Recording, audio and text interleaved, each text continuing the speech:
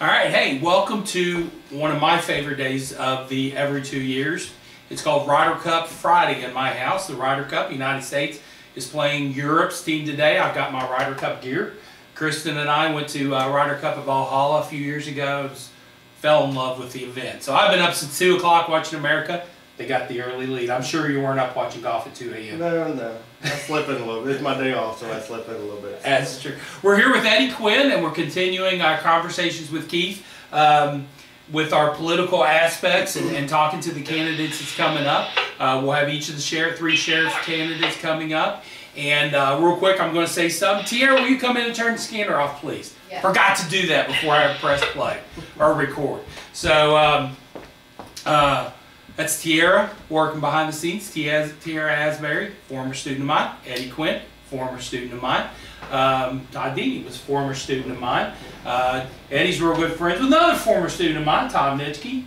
Right. Which I always love saying that name, Nitschke, because you don't get to say that a lot. Rare name. And very few people actually know how to spell it correctly. There's a football player, Nitschke, wasn't it? Ray Nitschke, yes, absolutely. So we're here, we're getting ready to start. Thanks for coming in early on this Friday morning. Thank you. Ready for the Wolf Fest start here in next week? We're ready. We're actually camping at Kincaid that weekend. Cool. Well, what's your favorite meal? I would say the country ham sandwich. It's mine, country ham and cheese kind on rye. Disappointed. They got away from the rye. They did. They got away from the rye, yeah. With a little horseradish on it. Yeah. I've joked that I probably ate my way, which is substantial, in country ham and rye. Country ham. Well, let's get started. We've actually started each one of these the same question so far because everybody's been a Pendleton County High School graduate. And it's great to have our graduates staying, living in the community, and making a commitment to the community. So you graduated early 90s. Tell us about your path from graduating in Pendleton County High School to sitting down with me and being a candidate for Pendleton County Sheriff. Okay, well, I graduated from Pendleton County High School in 1995. The day after I graduated, I moved to Pensacola, Florida. I lived in Pensacola, Florida for 8 years. While I was in Pensacola, I got hired on Escambia County Sheriff's Office. What county? Escambia. Where is it? Escambia County. It's Pensacola. Is that west, east? That's in the Panhandle. So that's west. Furthest most tip west of Florida. Okay. So you were on the Gulf of Mexico Bay. Yes. Okay. Several hurricanes. The first year I was down there, and that was an experience. Just like a major, rainstorm or windstorm, but that was definitely an experience. But I got hired on with the Escambia County Sheriff Department in 2000. I went through the Corrections Academy. It's a little bit different down there. You got to be certified to work a jail. Really? I went through, it was about a 6-month police academy, part-time. I worked in the jail and then went to the academy. Once I got certified corrections, of course I had to take a state exam and get certified through the Florida Department of Law Enforcement. And while I was working in the jail and certified corrections, I got certified in law enforcement. On my days off, I would go to the school and become certified in law enforcement. And of course took the Florida Department of Law Enforcement certification and got certified. And Florida just wasn't home. This is my home. This is where I want to be. I love Pendleton County. I moved back in 2003. I got hired on with Falmouth. Worked with Falmouth for 2 years and then went to the Sheriff's Department. Who's your police chief at here at Falmouth? Started out as Tom Ferris, and he was there about a year. He came from Florida. Did you bring him with you? No, he was there before I was here.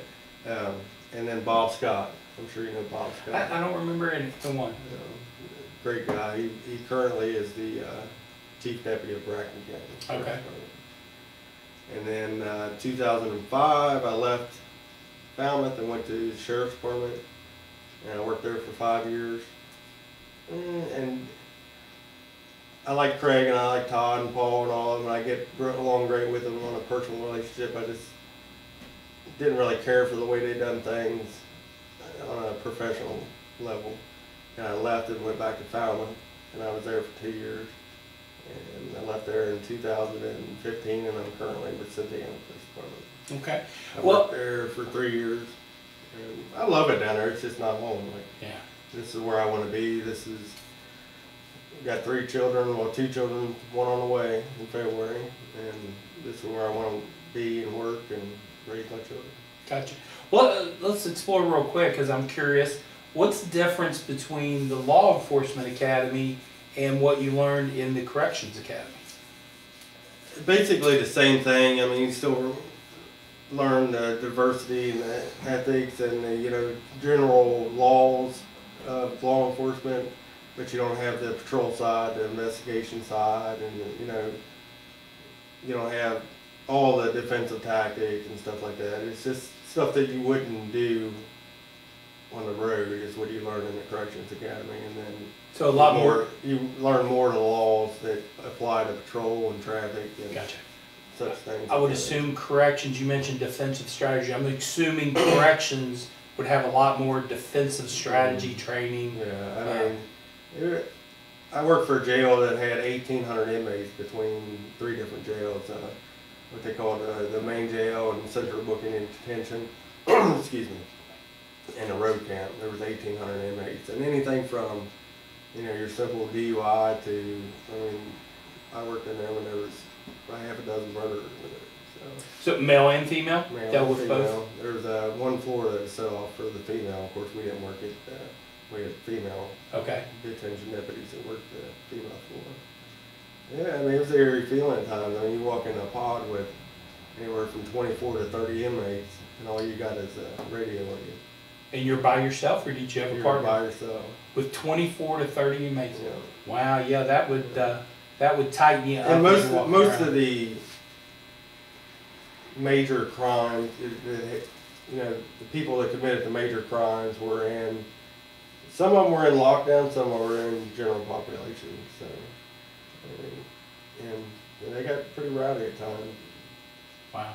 Ever come close to a riot or anything that you all went into, that you were involved in a lockdown or? No, never a riot or anything like that. I mean, we had, when I first started, I mean, we had inmate fights all the time. What inmate? Inmate fights. Inmate, okay, Yeah, okay. when they're in the day room area of their pod, and one just don't like what another one's doing, and they just start fighting.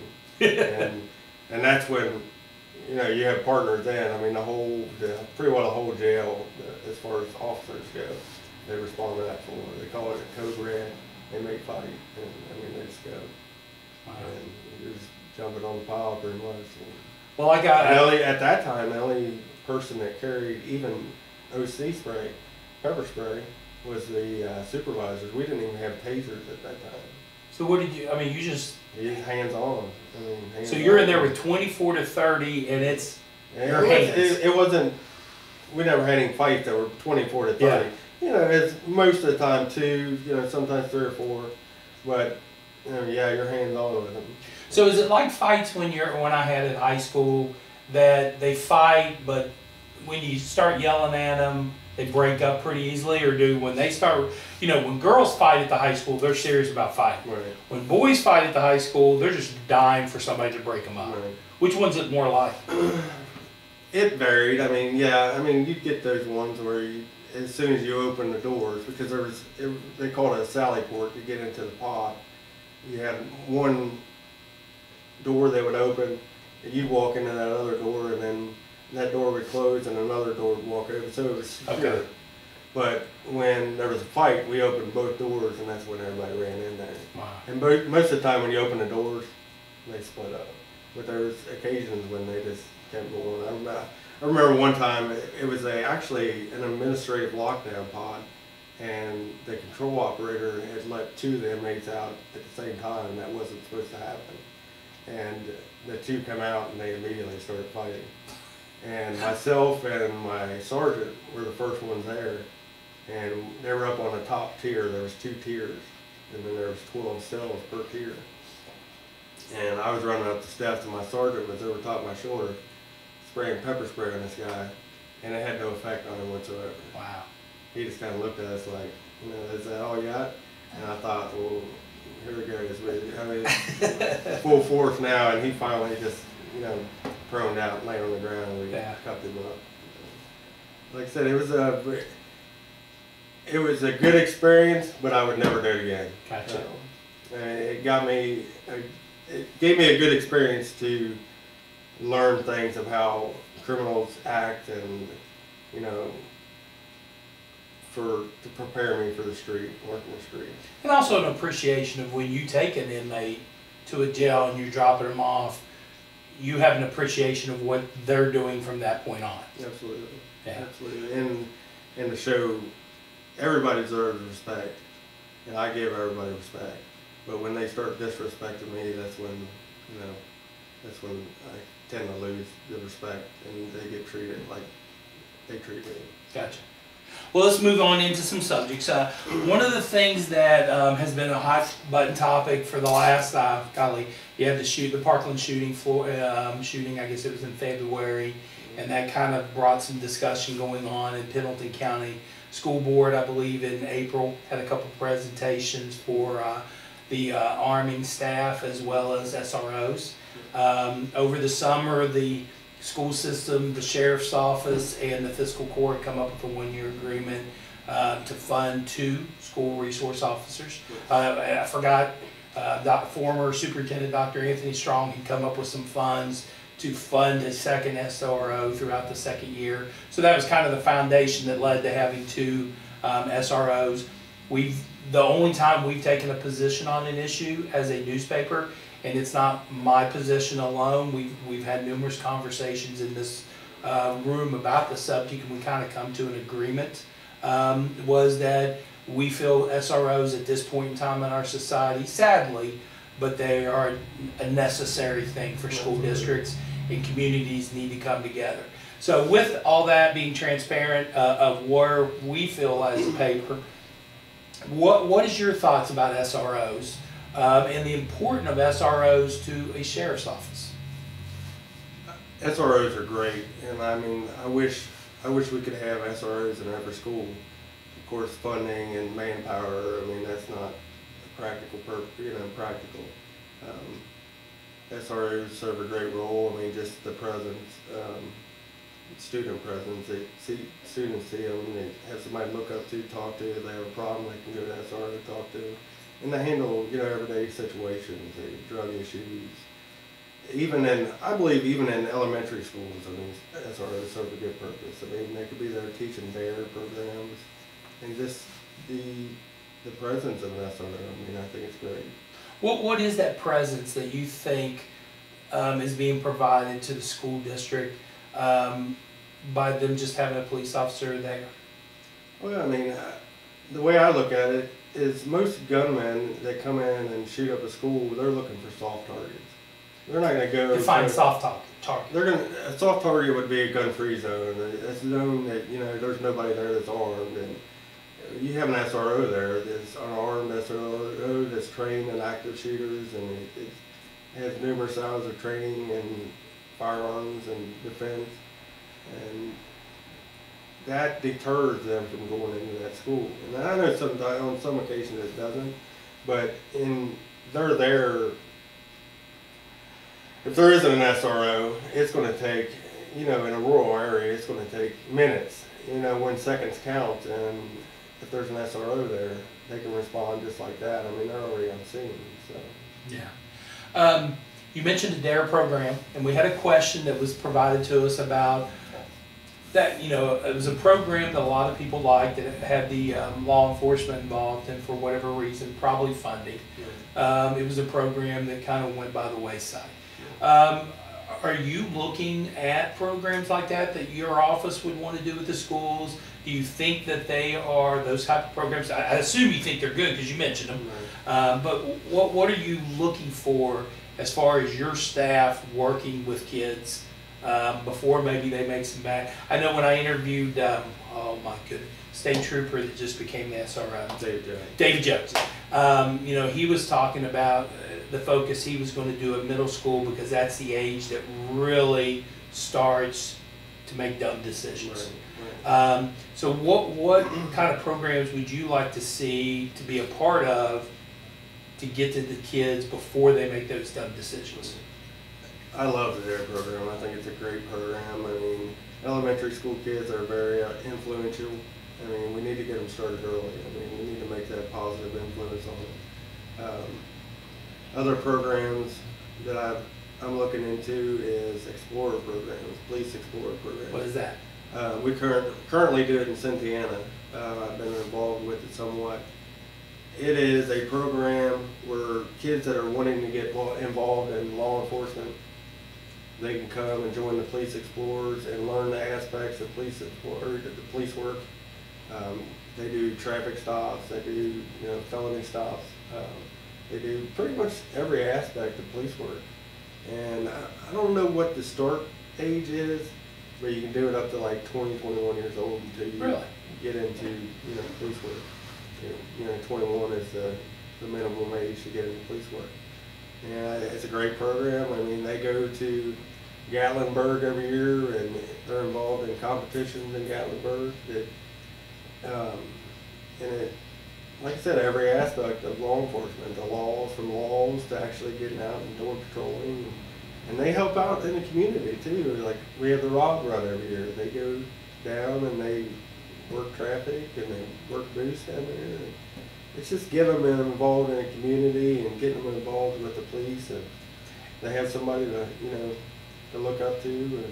And I'm assuming that by them being in school at the same time, they may be hearing some things that they will, since they're involved in law enforcement, that they'll want to pass on. Right. They know what's going on at the school level and different things, and it may be something too. You have those people that they hear that there's somebody's got a note, there's somebody's got a mindset of wanting to do something wrong, and they can pass on to you. Right. The other aspect, I'm sorry, go ahead. Is it part of this question, or do you have another question? Because I have one more. Go ahead. The Citizens Police Academy, we've done it here in Falmouth when I was with Falmouth. And it's basically for the community to come in and see the aspects of law enforcement. And it extends out to another program, which is the VIPS, which is Volunteers in Police Services. And they help with the community, they help in different functions at the community. They'll come in and do traffic and do walk-arounds, and they don't get involved in, if something happens, but they'll call one of us or call dispatch and say, hey, something's going on over here. And it just gets the community involved with law enforcement. Kind of like, the VIPS program is kind of like a community watch, but it's more, not just community, it involves police department also. I know the city of Falmouth, Chief Police Clem is looking into that program. They're in the process now of rewriting some of their ordinances, because things have changed since they've had it. So some of the ordinances need to be updated and different things like that. But I know the city of Falmouth agrees with you on that regard. They're looking to restart. And it's something myself and Chief Clem have a good relationship. We talk, at least once a week, and we've talked about that. If I were to get sheriff, that I would extend that out into the county and get county residents involved, and maybe possibly have a VIPS program for the county also. Okay. The other aspect that I mentioned earlier that the board listened to was the training of staff to be armed. What's your thoughts on a program that would arm school staff that would work in cooperation with the sheriff's office? I believe it would be good if it was a voluntary thing that teachers or the administration would volunteer to carry. And the training is the big thing. I mean, they have to go through numerous hours of training. I mean, you can't just hand somebody a gun and expect them to when to go through no shoot situation. Every year, KL is our insurance for the city of Cynthiana. They send a simulator, shooting simulator. I'm sure you probably see it on TV. I know one of the news channels had a big thing on it a couple years back. And it's basically, you get a scenario and you go to this call and you decide if you have to shoot or no shoot, or if it's just a hands-on situation, or you can use less lethal tactics such as a taser, an OC, and putting them through that and putting them through firearms training, and it's a big, that'd be the biggest thing. They actually brought a simulator in June, And the officers trained on it, but they also allowed teachers to go through it, board members, anybody with the staff who wanted to go through it. They allowed me to go through it, and we wrote a story on it, and it was interesting. I shared in the story that I wrote that in 2 instances, my teacher training caused the death of somebody, because as a teacher, my instinct is de-escalate situations. And there was a hallway scenario where a young lady was knelt down, and the guy had his gun pointing at the back of her head in front of lockers. And I talked. Right. Well, and there were 2 of us going in, me, and then there was a fellow officer who was beside me. Before I went around the corner, he had shot the other police officer. Then I come around the corner and I see that scene in front of me. I talked to de-escalate, and he shot her. And I mean, we're trying to de-escalate too, to an extent, but we know that cutoff point. Yeah. And I don't. When, I don't. Right. And a normal citizen wouldn't know. I mean, but yeah, I mean, there's that certain cutoff point. And like I said, we're trained to de-escalate too, that cutoff point. Yeah. There was another scenario. That cutoff point could be kind of tricky at times too. Yeah. And we see that, unfortunately, on TV all the time when it goes wrong, which is, that's not danger's not the word, but one of the downsides of your chosen career is that a mistake could be a deadly mistake and could be life-changing for everybody involved. Yeah. And you almost can't afford to make mistakes. That's hard, to have a career where you almost have to be perfect when you make every decision. That's a hard career. And to have seconds or less than seconds to make that decision. Well, and that was one of the things I was going to say. The other scenario where I made a mistake is I went into a classroom, and I've got tunnel vision on the police or the gunman and the student on the ground. I don't see the body that was already laying over here. I didn't see the blood splatter on the wall there because I was focused on there. And so again, I talked, and he shot her. And it's easy, I mean, it's very easy to get that tunnel vision. Yeah. Because you in a lot of situations. You walk in and you're so shocked by seeing that, because you don't have the experience or the training for it, that you're like, oh goodness. And then by that time, like you said, split seconds, by the time I'm even getting used to that scenario, things have already occurred. And we talked about training. I'm on the emergency response unit in Indiana. It's a small tactical team. We're only a 20-man department, so we have 5 members on the ERU team. And we went through 2 weeks in Lexington.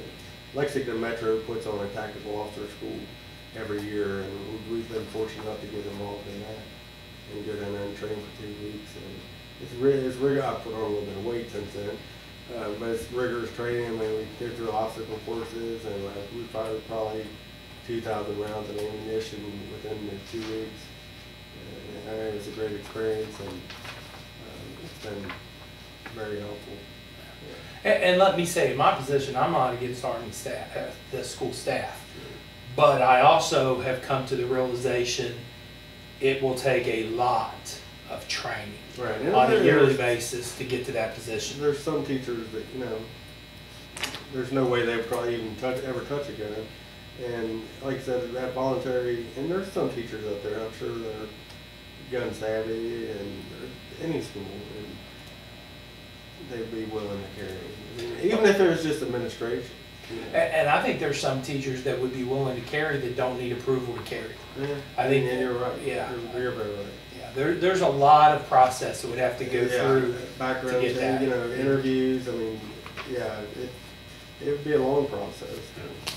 And even when I was researching stories on them, one of the things they talked about is that you may go through all the background checks, you may go through all the training, you may certify and be told at the end of it no.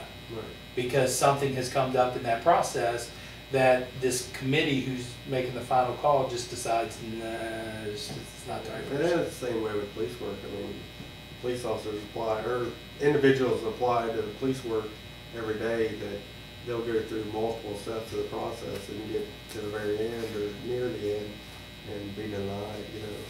Because you can't make that mistake. As sheriff, if you're elected, you can't make the mistake of hiring the wrong deputy. One of the comments that I had with Jordan Woodruff when he took over as athletic director is that I learned towards the end of my term as athletic director was my most important job was hiring good coaches. Because if I hired the good coach, that program ran itself and I didn't have problems. Same with you can't, yes. That's, to me, your most important job is hiring the right deputies that's not going to make the mistakes. On that, I had it later on, but now's the time to ask that question.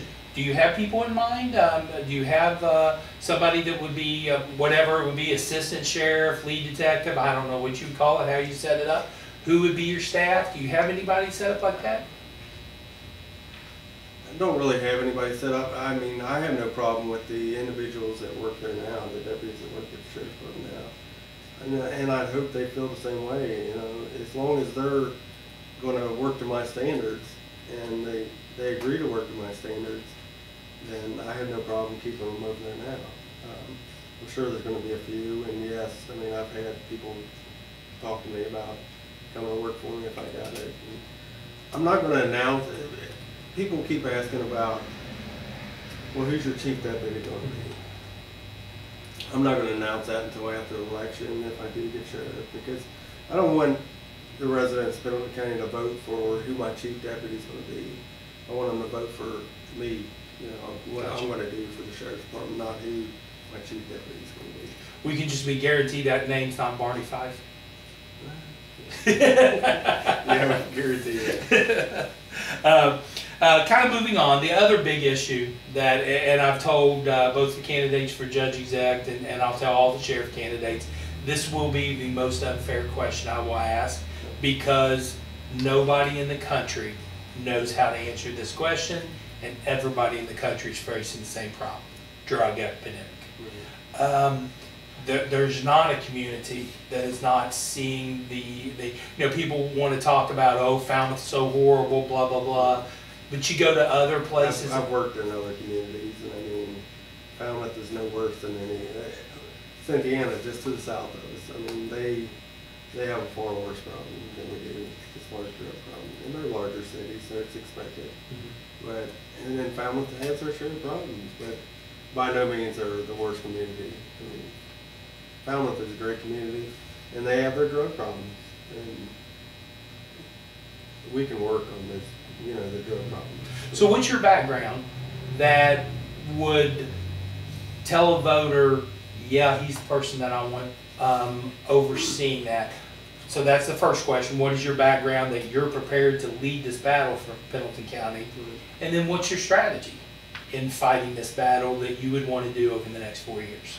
And like I said, full know that this is an unfair question because I've told Todd, I told Craig, and I told David, if you actually have the right answer, don't run for sheriff, bottle it, and go make billions of dollars by being a consultant to all these communities across the country.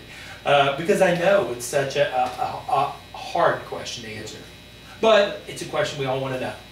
My background, I mean, like I said before, 18 years of law enforcement, numerous hours criminal justice training center in Richmond as far as investigations, and I've worked a little bit when I worked for Falmouth, I've worked a little bit of the street level narcotic stuff. That's pretty much my background, just the experience. I mean, every day I've worked, Cynthiana has a drug task force. We've worked with them doing roundups and stuff. That's kind of my background. And your next question was, how do I... Well, before we go to that, let's talk a little bit more about the background. In criminal justice, I know that there's so many hours per year that you have to have in training. What kind of subjects have you taken? Because you get to pick and choose. I mean, I'm sure there's some things you have to take, and then you get some electives that you can choose.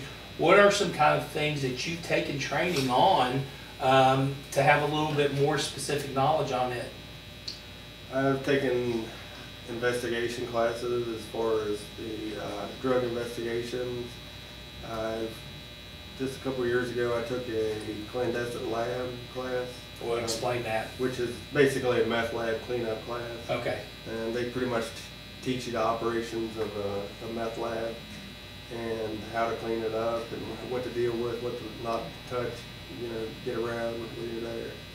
We actually, you know what? Pretty in depth. If you could clean up that, I'm sure there's a lot of parents out there who have teenage boys who would like you to come in, because their room is probably like I blame it. I've got 2 young girls that I don't want to go into their room sometimes. So you have clandestine lab training and you don't want to go there. I'm sorry, I got outside. Like I said, it's going to be a conversation. You had me 4 years in class. You know how I am. I can get sidetracked. So keep going. What other classes? Clandestine lab training? Been so many. I mean, just patrol techniques. I mean,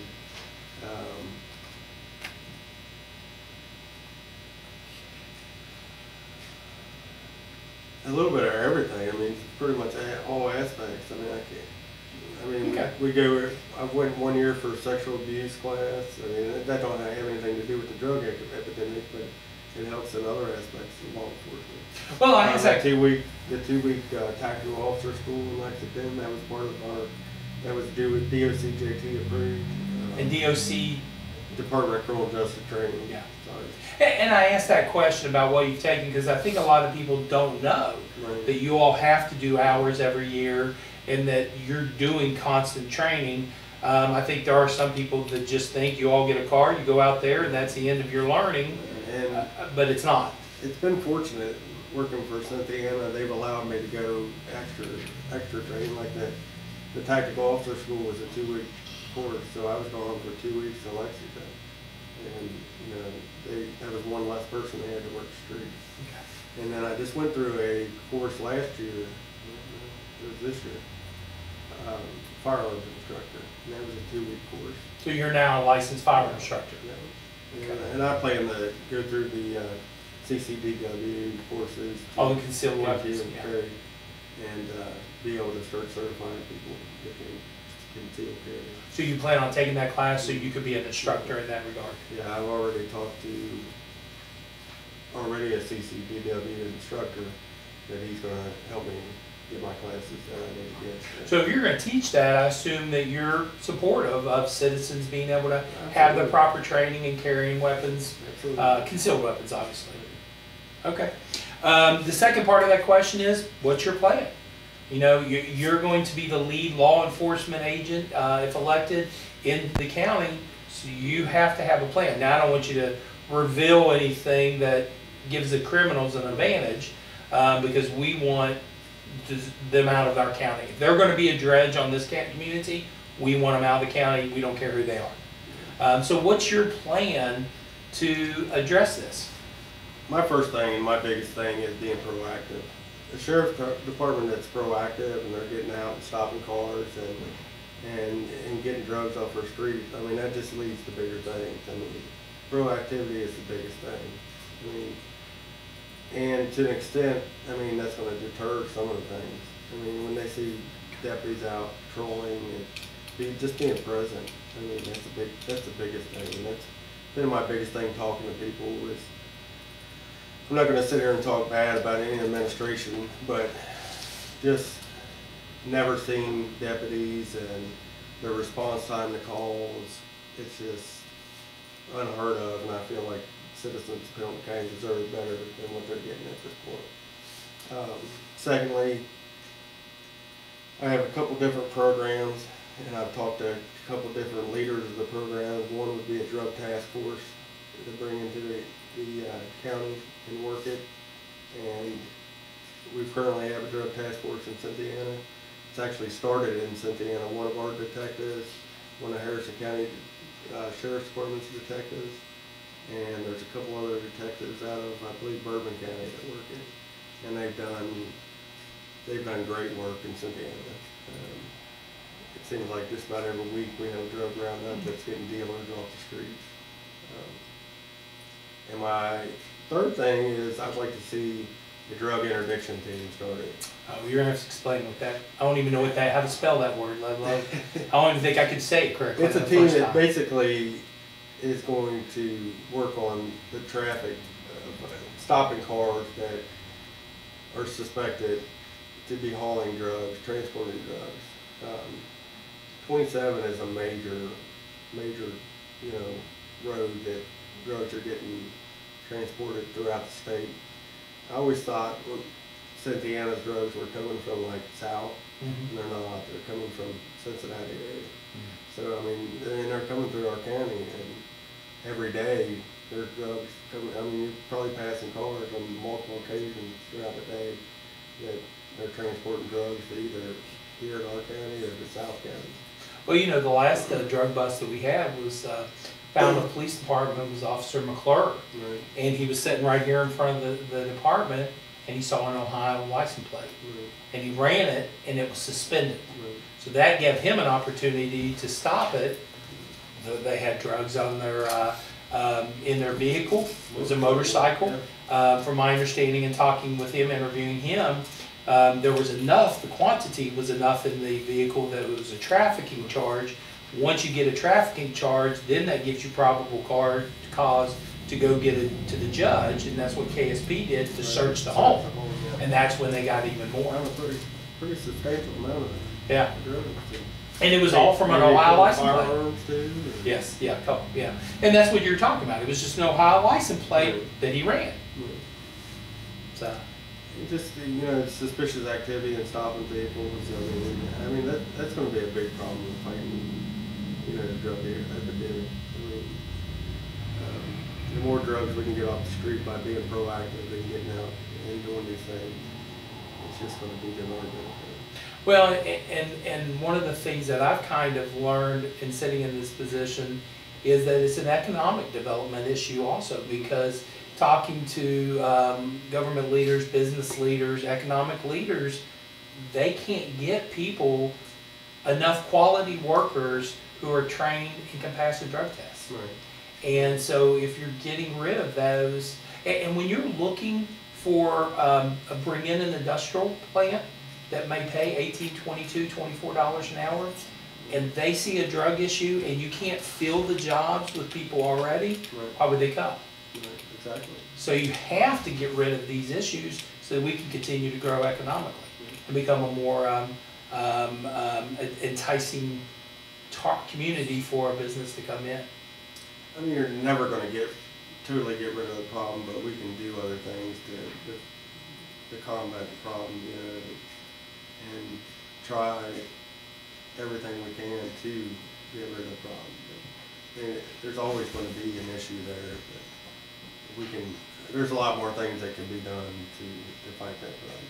I heard a story that I'm still not sold upon the needle exchange program, but I will concede that I heard a story last night from a resident who lives here in Falmouth that had surgery several years back, and they had to take walks for their rehabbing. And as they would walk, they said they would see 30 to 40 needles every time they walked. The needle exchange program, they recently had surgery again. They're back to walking, same route, and they said that maybe they'll see 2 or 3. Really? Yeah, that it was a substantial difference in the area he walks, that there's not needles discarded. So I'll concede that point. At least in that regard, maybe it's helping just getting dirty needles off the street that a kid could step on. I've never really been a proponent of the needle exchange. I mean, because to me, to an extent, that feels like you're enabling them. But I mean, if it helps in that aspect, I mean, I'm for it. I mean, and this was just a resident. Right. So, you mentioned 2 things in one of your answers, response time, and then you kind of alluded to coverage also. So what would be your ideal situation of coverage in Pendleton County with your sheriffs? As far as,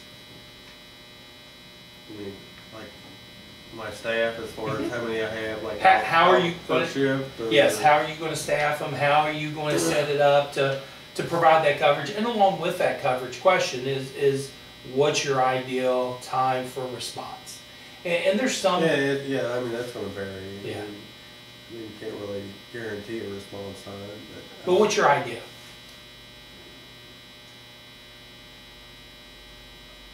under 30 minutes. I mean, ideally.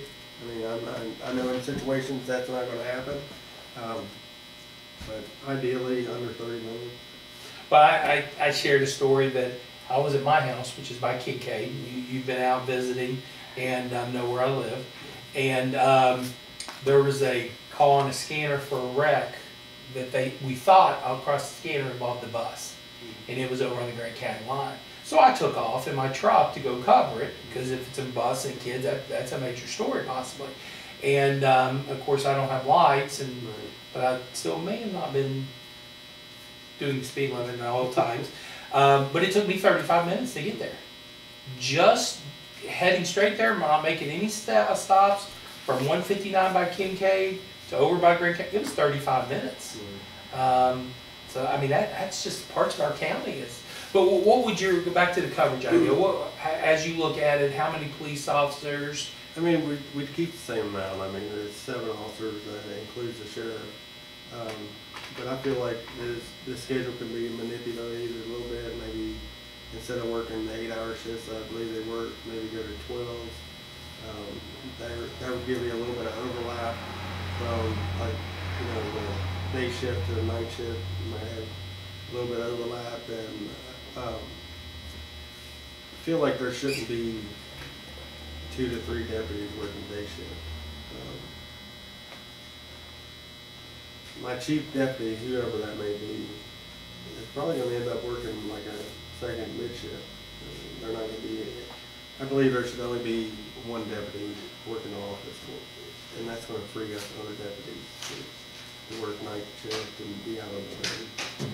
And I'm not going to be your typical sheriff. I mean, it's not in my blood. I mean, I'll be out at nighttime. I'll be out on the weekends. I mean, I'll be out there to help my deputies in however I can.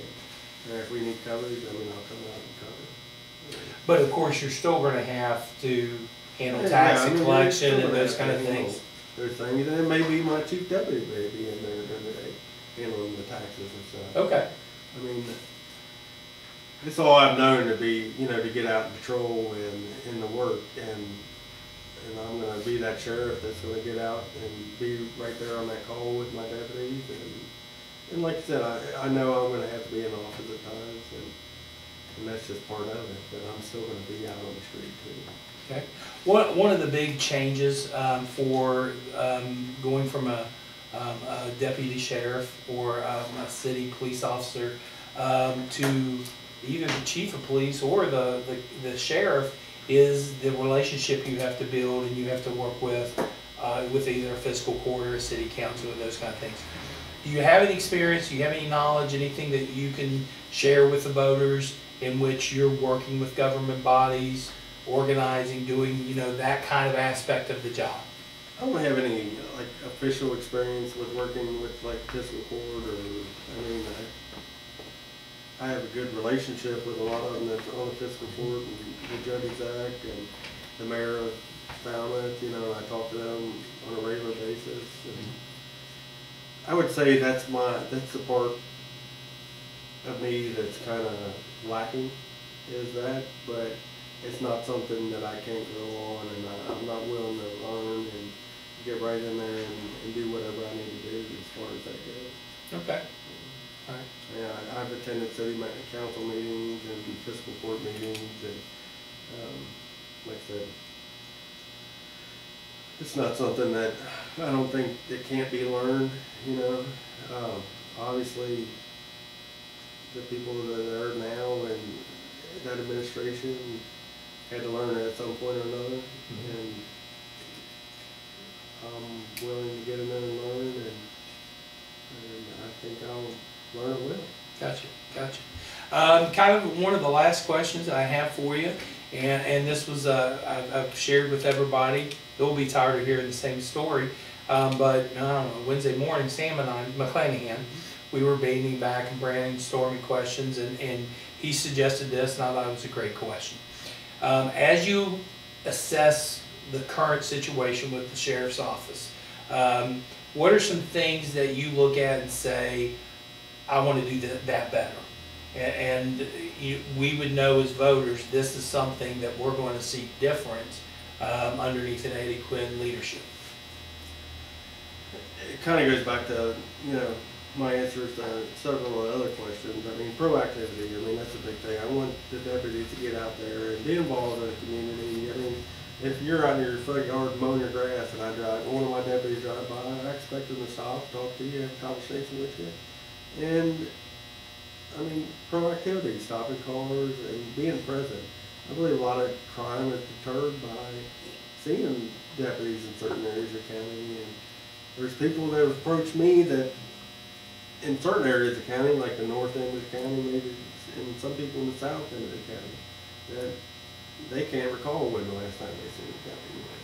And I understand that to a point. I mean, the manpower is a big issue, but there's still times when they can get out and patrol and be seen and just be present in your county. You're gonna have to repeat that question, because I went off on a tirade. No. That was one of it. What was going to be a trademark, let's say, of your sheriff's department that may be a little bit different than the sheriff's department? And just the different programs that I talked about earlier, as far as the BIF program, the Citizens Academy, and the Explorers programs. I mean, I think. And that again is getting the community involved and you getting involved with the community. And I feel like that's been lacking, and I feel like that'll just grow the relationship with the law enforcement and the community members, residents of the county. Okay. And this day and time, I mean, law enforcement needs that, needs the backing of the residents of the county. Yeah. Oh, I definitely, because like you said, there's limits on what you can do with manpower. Right. And you know, if something's going, you can't be in Morgan all the time if there's an issue going out there. Right. And so community out in Morgan has to be being aware and knowledgeable and willing to provide you all information that you can act on. Because they may get called to Peach Grove, and it's going to take 45 minutes to get from Peach Grove to Morgan.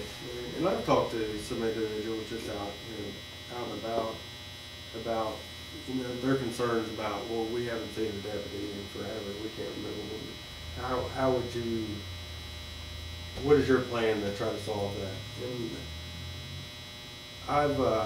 I've considered and I've talked about, if I were to get elected, to require the deputies to spend a certain amount of time in their shift in a certain area, say like the Peach Grove area, or the McKinneyburg area.